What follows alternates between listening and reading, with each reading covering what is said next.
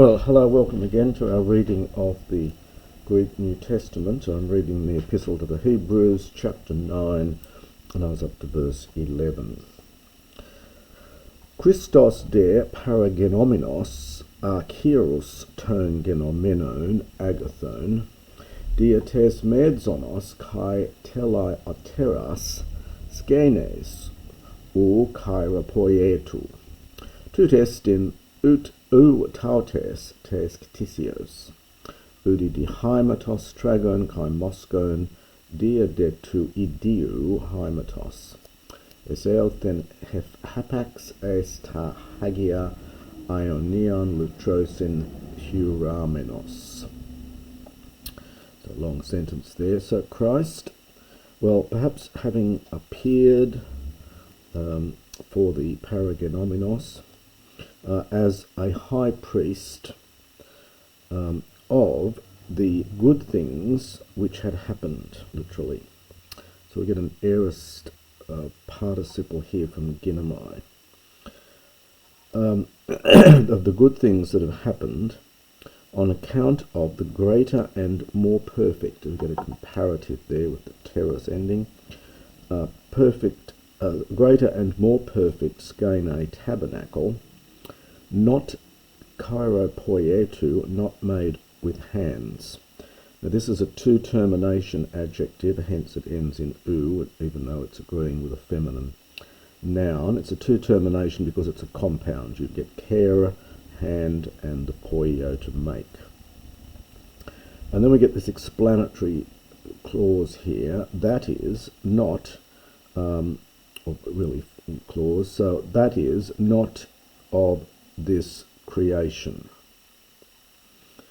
Ude dihaimatos, so neither through the blood of tragon, of goats, and moskone, calves, but, and that but's important there, but dia, through his own blood, or by means of his own blood, with dia plus the genitive meaning through, Ace Elthen, he entered in, F hapax we've had earlier, once and for all, as tahagia, into the holy places.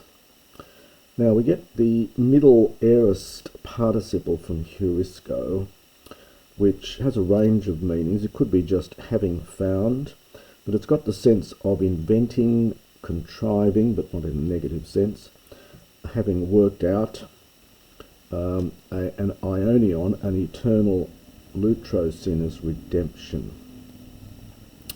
Ega tohaima tragon kai tauron kai spodos demalios rantidzusa tus kekoinomenus hagiasde pros ten tes sarkas kath al oteta Posso malon tohaima to Christu hostia pneumatos ioniu hiauton pros enenken amomon to theo kath hyrie tain sun edesin hemon apaton aponekron ergon as toletruon theo zonti.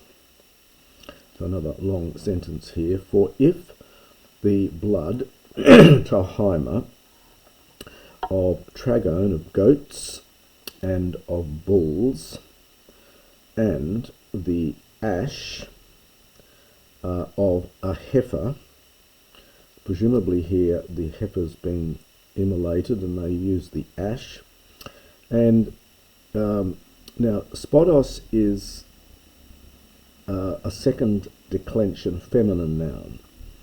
It's one of those ones like Hodos and so on, the Naesos and islands. So this is a second declension feminine noun, hence the writer here has correctly used the feminine participle. So the ash of a heifer sprinkling purifies. So if the blood of goats and bulls and the ash of heifer sprinkling purifies the so it's almost by means of sprinkling, purifies those who have been defiled. This is from koinoo, literally to make common, but it's a technical term in the Septuagint to make ceremoniously unclean, to defile. And you'll see that usage elsewhere in the New Testament as well. So sprinkling those who are defiled makes them pure in regard to the purity of the flesh. By how much more? Now, we've got the blood of Christ as the subject here, and the main verb is down here, and we get a little parenthesis here. The main verb here is katharia, which is from katharizdo. This is an example of what's known as an Attic future. In Attic Greek, you often formed the future of verbs in isdo in this way. The sigma, which you would expect in the future, drops out and you get a contraction. So it's karizese, and then the sigma drops out and you get this contraction. So this is in fact a future, and it's going with the subject is to haima to Christu.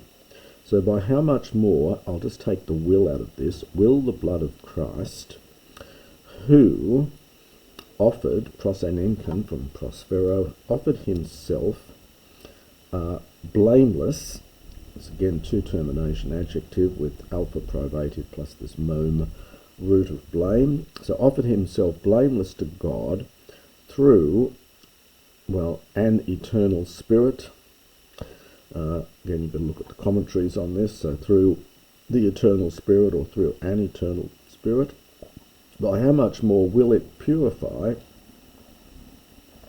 our conscience, sunedesis, from dead works, ace top plus infinitive, resulting in the service, from latruo, to the living God. So just to do that bit again, so by how much more will the blood of Christ, who offered himself blameless to God through an eternal spirit, how much more will it purify or cleanse our conscience from dead works, resulting in service to the living God, without article. Kai dia tuto diathekes kaines mesites esti, hopos thanatu genomenu es apolutrosin ton epi te prote diatheke, parabasion ten ep angelian labosi hoi kekle menoi tes ioniu kleronomias. This is a slightly complicated sentence here, I think. And on account of this, esti, he is a mesites. Now we had that word before, it means a mediator of the new covenant.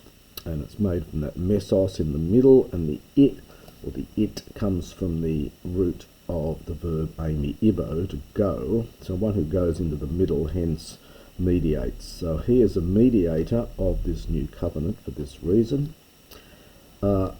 Hopos, which can be used in place of hina in better writers, so that. Now that'll be followed by a subjunctive, which is going to be down here, I think. Now we've got a genitive absolute.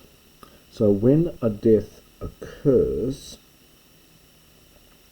for this bit here, when a death occurs, so that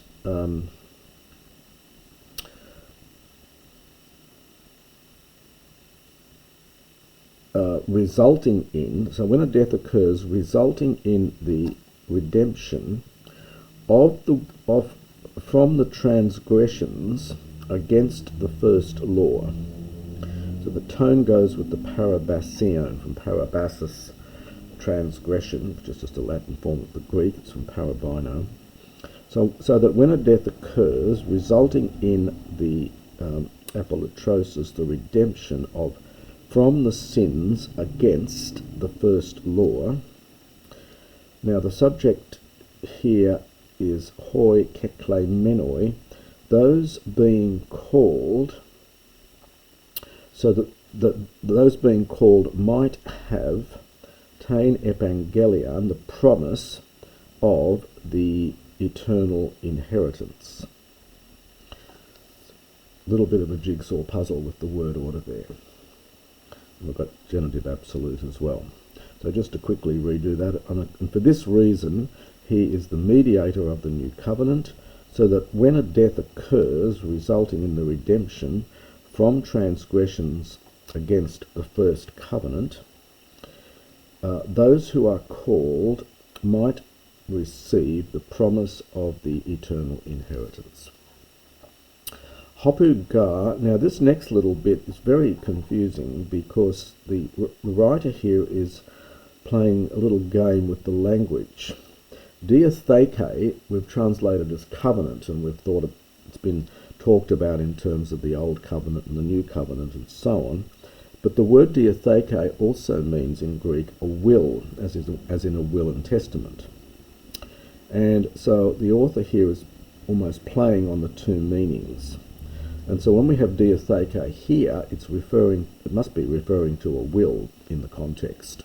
Whereas back up here it was a covenant. The two are connected, but it's just a very clever trick, I think, on the part of the writer. So it's literally Hopu Ga diatheke thanatonananke pherestai tu diathemenu diatheke ga epi necrois bebaia epe me poti iskue hotitse hot diathemenos. And they're also punning on the verb diatithemi, which is being used as an aorist middle participle here, and diatheke, which is the cognate noun.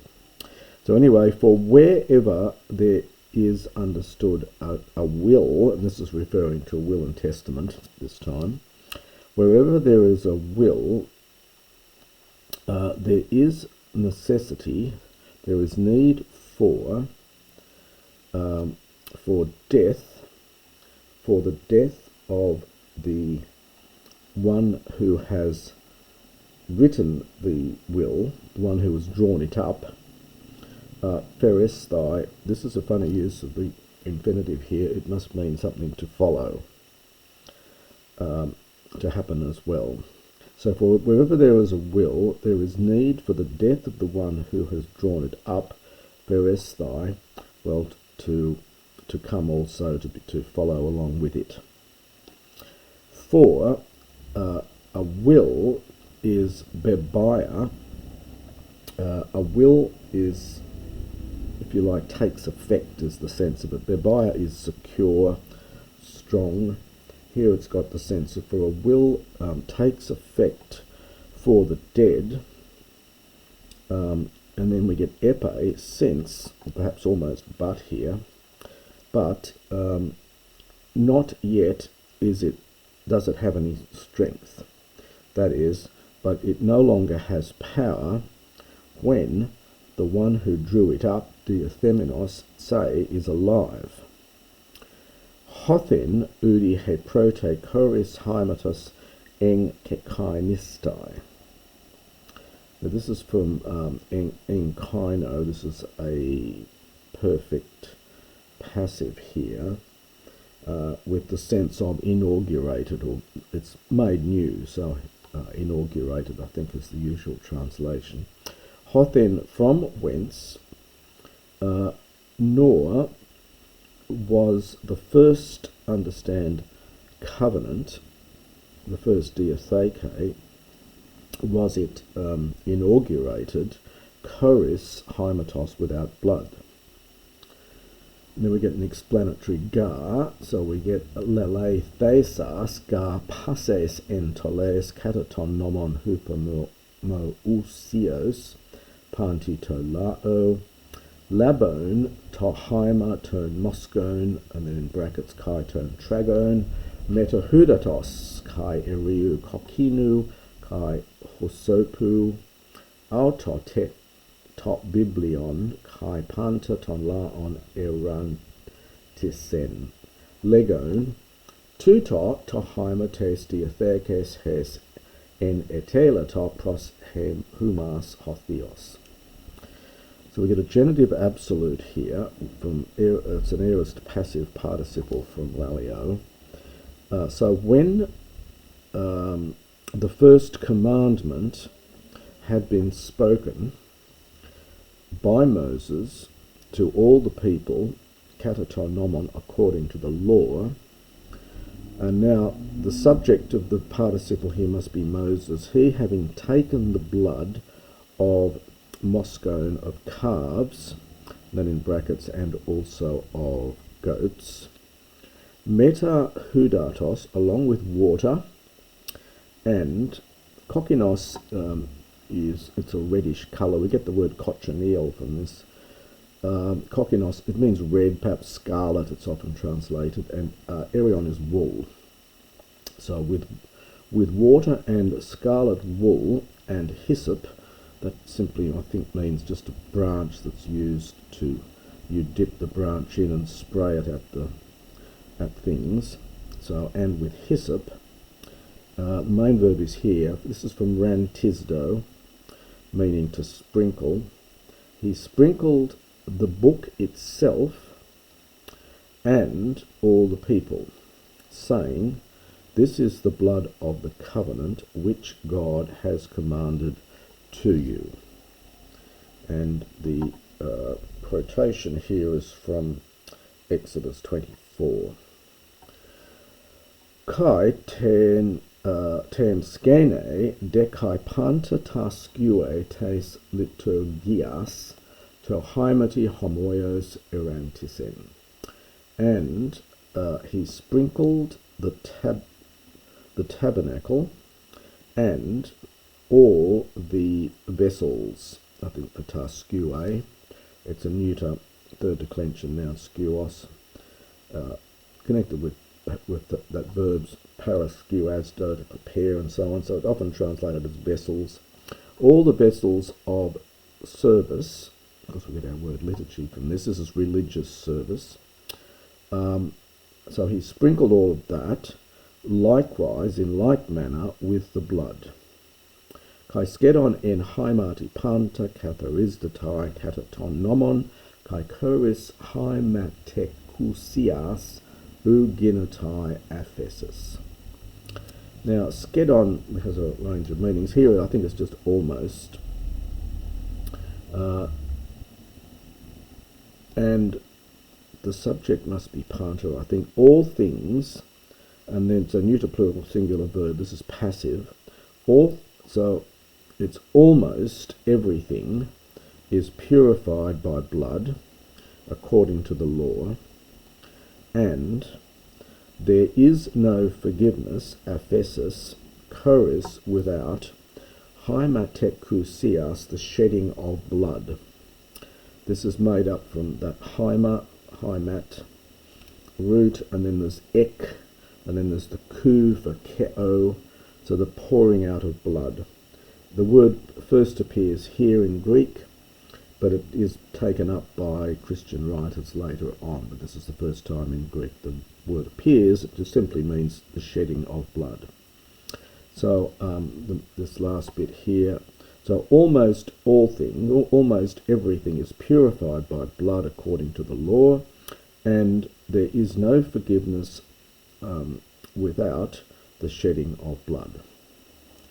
And that's the first. That's the next section in chapter 9.